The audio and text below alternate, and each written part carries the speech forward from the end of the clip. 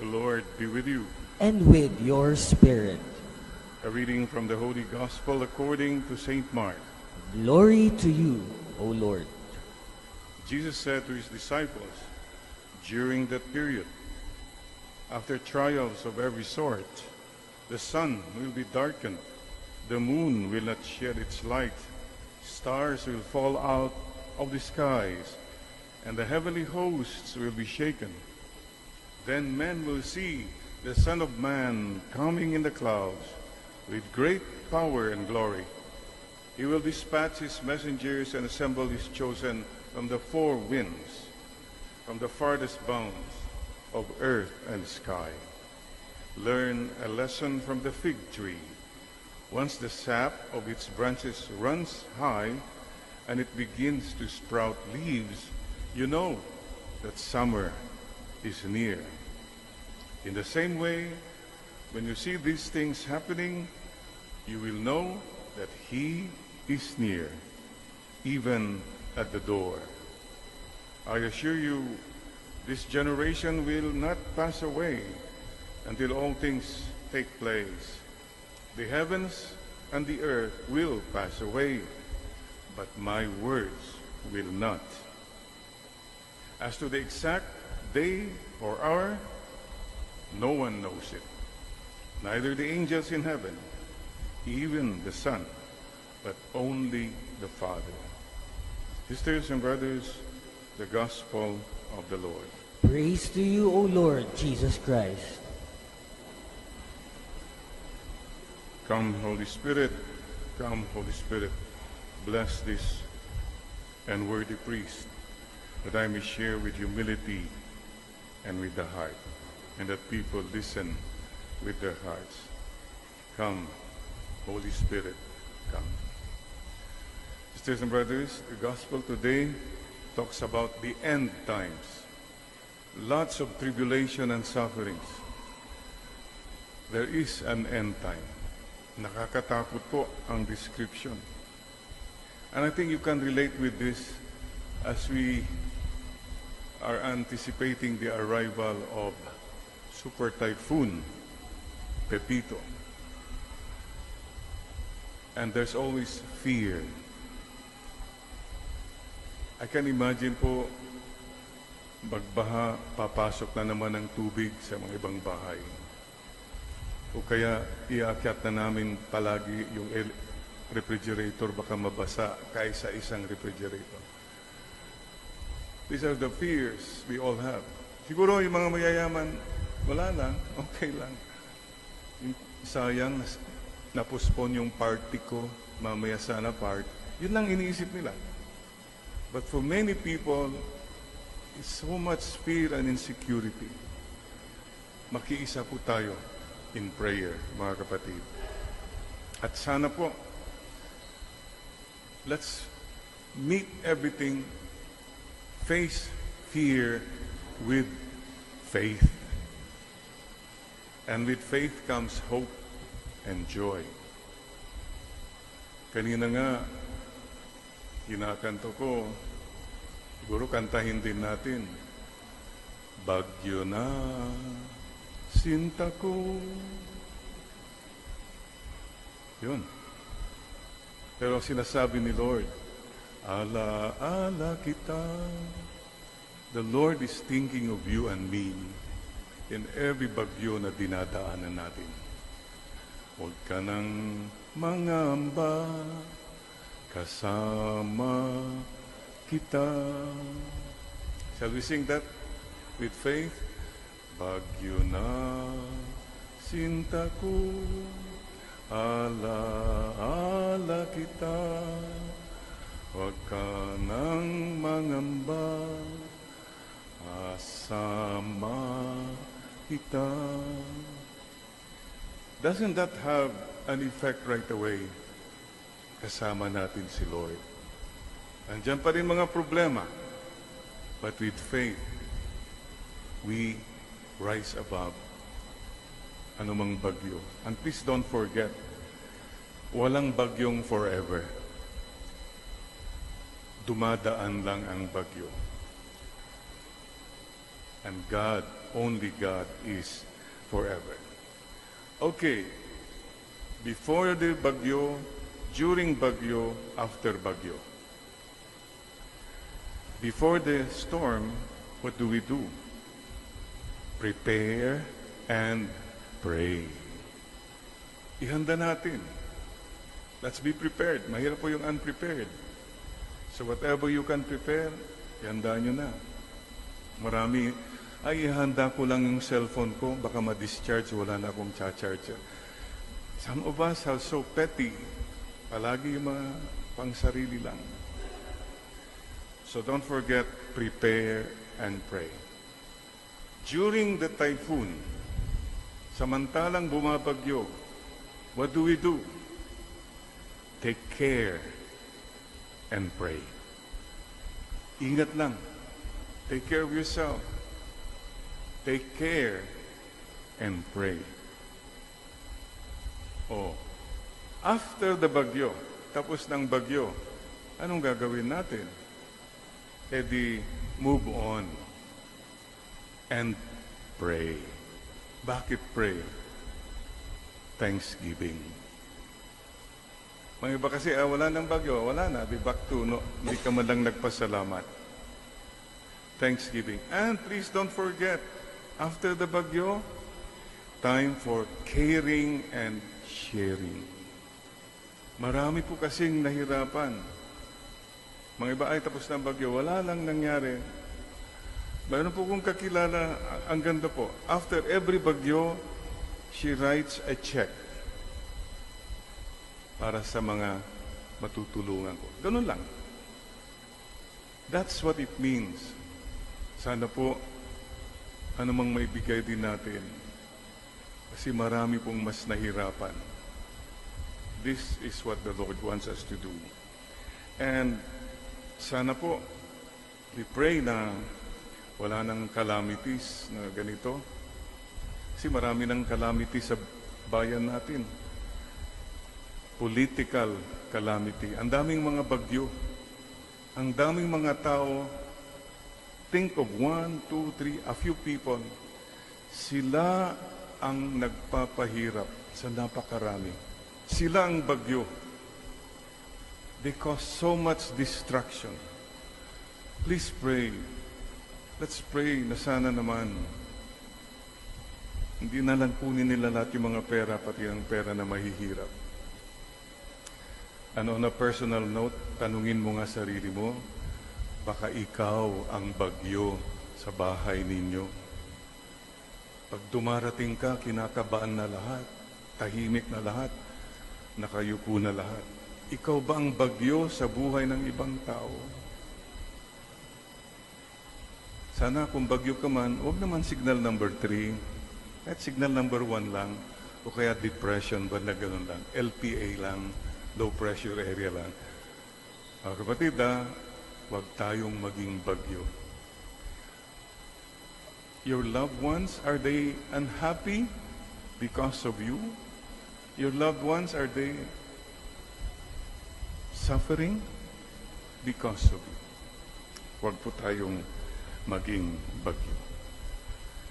Let's continue to journey to God's heart, mga kapatid. By the way, let me ask you today, tungkol sa bagyo. Number 1, please remember this. Pag dumadaan tayo sa bagyo po, sana nagiging mas malapit tayo sa Diyos. You go through sickness or anything, let your sickness bring you closer to God. That's the only thing that's so beautiful. May fruit ang bagyo kung naging mas malapit ka kay Lord. At number 2, you became a better person. Sapagkat may pinagdaanan kang mahirap, you come out stronger, more loving, more humble, more simple. And kagabi po, we had the reunion, grand reunion of the ex-BDs, ex-seminarians. Dami po. And marami sa mga classmates, nagtitinginan kami, classmate, ikaw na ba yan? Mga iba, puti ng buhok. Mga iba, wala ng buhok. Ganon. Classmate. I mean, you're talking of seniors. And for all of us, please check this. Checklist lang tayo ngayon. Question. Tanungin mo sarili mo, kapatid, at this point of your life, are you happy? Masasabi mo ba na happy ka? Only you can answer that. Baka naman panay problema ang iniisip mo. Or you have a mindset that makes you always unhappy. Sayang ang buhay. Ang hirap kasi, Father, ang daming problema. Yes, yes. But the Lord tells you can be happy even if you have problem, even if you have the cross. It's your choice. Tignan mo, kung namatay kang malungkot, di malungkot kang namatay. O nga, no? And you blame others? Sayang, you live, but you did not really live a happy life. Choose to be happy. Second question is, are you making others happy? Kahit pa paano sana mayroon kang napapasaya mga tao. Number 2, are you holy? Can you say na you're close to God? Are you holy and are you leading others to be holy?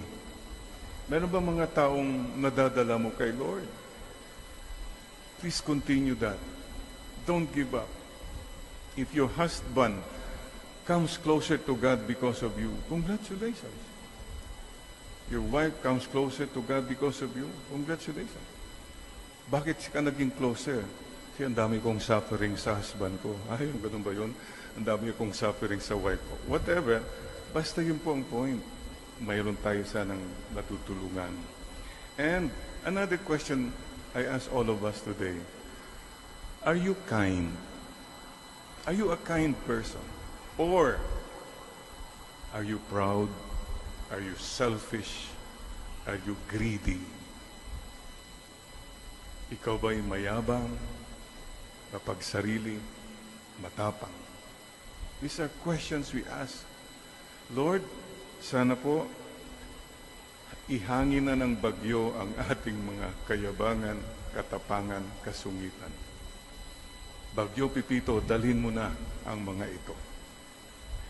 And mga kapatid, November 21 is the feast of the presentation of Mama Mary.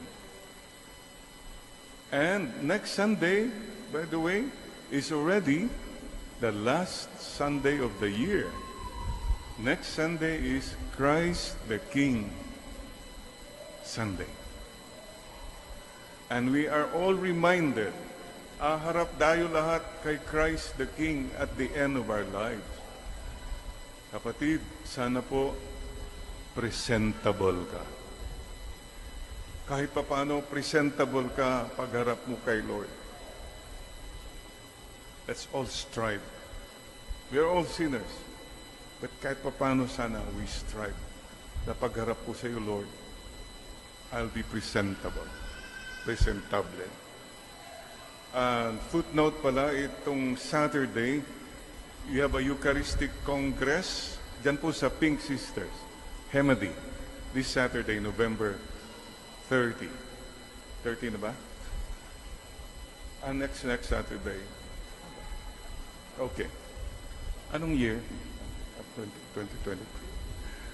So we joined that Eucharistic Congress and we have speakers, Father Martin Aris, Father Dave Concepcion, whole day po, from 7 in the morning hanggang hapon, and Bishop Pablito Tagor will do the Mass in the afternoon. Okay. Let me end with this question again. Kapatid, can you say, are you closer to God now than you were 1 year ago?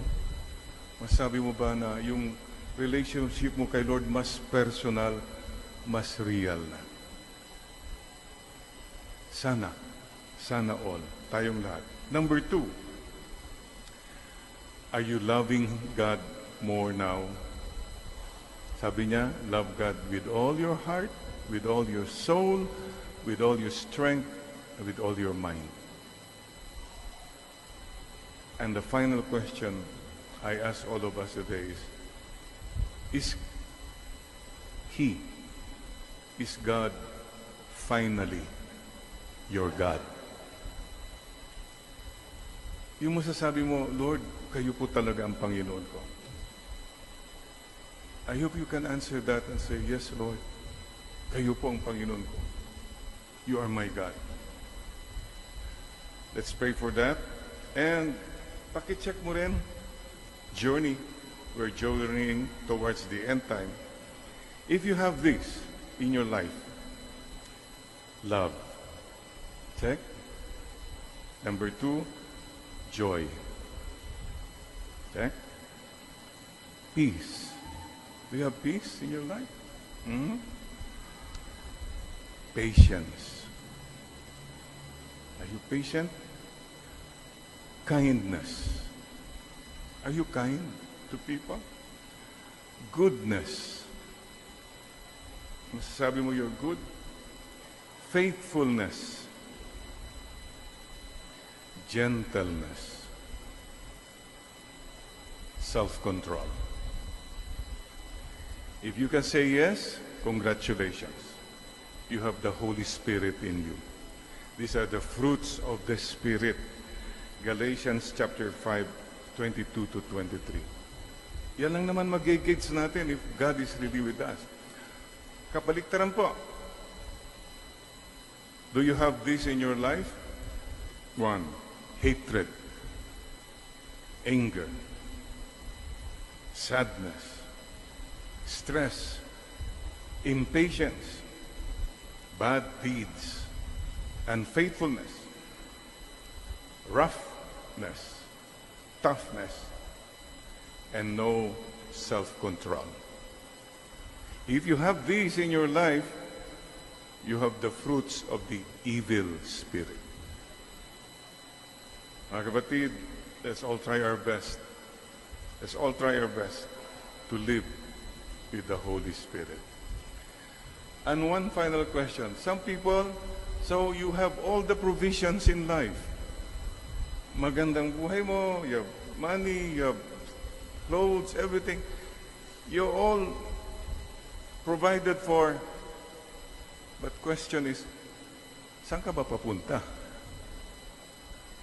You have it all here, but where are you going? Minsan titignan mo yung sa kabaong, uy, naka-Amerikano na siya, ganon. Ba? Dati, panay short pants lang siya, ganon. Uy, nagbihis na siya. Saan siya pupunta? This is the question about the final end time. Where are you going? Don't forget, our final destination is to go to heaven. Ang dami kang provisions in your journey, but you lost your way. Nawala ka eh. Kasi nag-focus ka sa mga pera, kung ano-ano, and you forgot your date with God. Your date with God, you and I have a date with God. GPS, check natin ulit. Reset, recalculate. Final destination. Where to? Heaven. Amen. We bow our heads. Lord, thank you for reminding us that we are on a journey. Hindi po kami permanent residents sa mundong ito. We'll be gone. All of us will go sooner or later. Sana po makarating po kami sa aming patutunguhan. Help us to reach our final destination. And dear God, remind us again that you are with us in the storm, before the storm, during the storm, after the storm. You are with us, always and in all ways. Today, tell the Lord again, Lord, the rest of my life, the best of my life. And for me and for my house, we will serve you, Lord. We will serve you, Lord. From the book of Joshua. Amen, Lord.